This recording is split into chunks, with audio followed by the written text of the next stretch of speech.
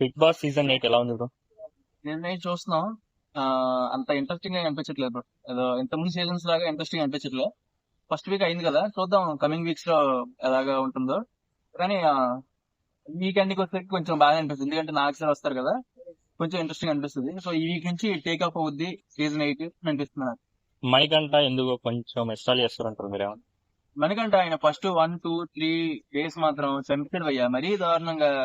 Step father అంటాడు, step father అంటాడు, step daughter అంటాడు, డైవర్స్ అంటాడు. మన కల్చర్ లాగే కనిపించట్లేదు. పైగా ఆయన కూడా సింపతి కార్డు తెగ ప్లే చేస్తున్నాడు. అది మరీ చిరాకు అనిపిస్తుంది, నాకైతే చిరాకు అనిపించింది. కానీ కమింగ్ వీక్స్ లో మేబీ ఏమైనా డెవలప్ అయ్యే ఛాన్స్ ఉందని చూద్దాం అనిపిస్తుంది. ఈ వీక్ అయితే ఎలిమినేట్ అవ్వడం, ఎందుకంటే ఆల్రెడీ మనం సోషల్ మీడియా చూస్తున్నాం కదా ఎవరికి ఎక్కువ ఓట్స్ పడుతున్నాయని. ఆ బేవక్క, సోనియా గారు వీళ్ళు కొంచెం డౌన్ ఉన్నట్టున్నారు. నాగమణి కంటే ఈ వీక్ సేవ్ అవుతాడు. కమింగ్ వీక్స్ లో తెలిసిపోతుంది తను ఎంత ఎంత పాజిటివ్ ఉన్నాడు, ఎంత నెగిటివ్ ఉన్నాడు అని. టాస్క్ లో ఆయన ప్రాపర్ గా పర్ఫార్మ్ చేయలేకపోతున్నాడు, అది కూడా ఒక పాయింటే. నెక్స్ట్ ఆయనకున్న ఇది ఏంటంటే ఒక్క సింపతి కార్డే, ప్రెసెంట్ అయితే సింపతి కార్డే గట్టిగా వాడుతున్నాడు. ఈ నెక్స్ట్ వీక్ లో తెలిసిపోతుంది భయ్య తనలో కంటెంట్ ఉందా లేదా, క్యాలిబర్ ఉందా లేదా, ఆయన లాస్ట్ వీక్స్ వరకు సర్వైవ్ అవ్వగలడా లేదా, నెక్స్ట్ వీక్ లో తెలిసిపోతుంది. ఆ, అందరూ కాదు, మాక్సిమం ఈ భయ్య నాగమణి కంట భయ్య ఒక్కడే, ఆయన మాటలు కూడా తేడా తేడా కొంచెం అనిపిస్తున్నాయి. పైగా ఆయన మరీ ఎక్కువ చెప్పేస్తున్నాడు భయ్య. ఆయన ఫ్లాష్ బ్యాక్ అంతా మనకి ఎందుకు భయ్య, మీరు ఓన్లీ బిగ్ బాస్ కోసం వచ్చిన అలాంటి వాళ్ళు రావద్దు భయ్య. మళ్ళీ ఇలాంటి సెన్సిటివ్ పర్సన్స్ బయటకు వెళ్ళక ఏం చేస్తారేమో అదో భయం. ఇలాంటి వాళ్ళని నలుగురిలో పెట్టొద్దు.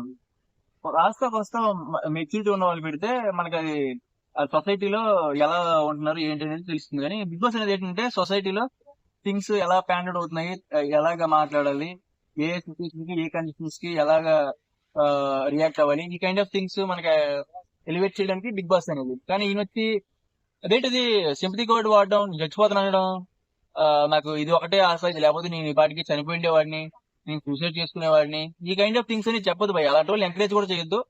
నాకు తెలిసి ఆ బిగ్ బాస్ టీం కూడా ఒకటే రిక్వెస్ట్, ఇలాంటి ఇలాంటి మరీ సెన్సిటివ్ థింగ్స్ ని మీరు కూడా టెలికాస్ట్ చేయొద్దు భయ్య.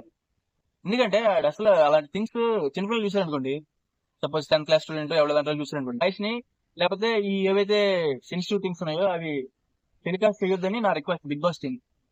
ఓకే బ్రదర్, నిఖిల్ అనే వ్యక్తి అందరినీ డామినేట్ చేస్తూ మాట్లాడుతున్నాడు, ఎదుటి వాళ్ళకి మాట్లాడే ఛాన్స్ ఇవ్వట్లేరు ఏదైనా టాస్క్ విషయంలో అయినా ఎక్కడైనా అని అంటున్నారు. అది ఎంతవరకు కరెక్ట్ అని మీరు అనుకుంటున్నారు? నిఖిల్ గారు డామినేట్ చేసినట్టే కనిపిస్తుంది. ఎందుకంటే ఈ సీజన్ లో చూస్తే ఎవరో ఒకరు డామినేట్ చేయాల్సింది. ఎందుకంటే మొత్తం బిగ్ బాస్ హౌస్ ని హ్యాండిల్ చేసే ఒక క్యాండిడేట్ కావాలి కదా.